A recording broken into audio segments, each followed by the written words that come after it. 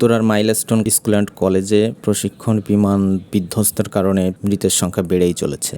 হতাহতদের রাজধানীর ৮টি হাসপাতালে নেওয়া হয়েছে।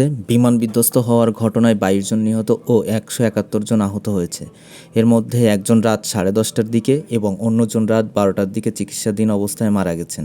আহতদের মধ্যে প্রাথমিক মূল্যায়নে ২৫ জনের অবস্থা আশঙ্কাজনক বলে সাংবাদিকদের জানিয়েছেন প্রধান উপদেষ্টার বিশেষ সহকারী মোহাম্মদ সায়েদুর রহমান।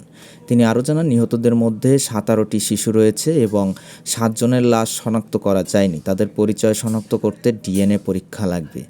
নিহতদের বেশিরভাগই ঘটনাস্থলে মৃত্যু হয়েছে বলে জানা গেছে। মাইলস্টোন স্কুল অ্যান্ড কলেজের ৫ম শ্রেণীর ছাত্রী মুনতাহা তোহার বাবা আবুল কালাম আজাদ প্রথম আলোকে জানান, আইএসপিআরের তথ্য অনুযায়ী আহতদের মধ্যে বার্ন ইনস্টিটিউটে ৭০ জন, ঢাকা মেডিকেল কলেজে 3 জন, ঢাকার সম্মিলিত সামরিক হাসপাতালে 17 জন, উত্তরা আধুনিক হাসপাতালে 60 জন, উত্তরার Lubna general college and cardiac সেন্টারে 11 জন, কুয়েত মৈত্রী হাসপাতালে 8 জন, কুর্মিটোলা জেনারেল হাসপাতালে 1 জন এবং উত্তরা ক্রিসেন্ট হাসপাতালে 1 জনকে নেওয়া হয়েছে।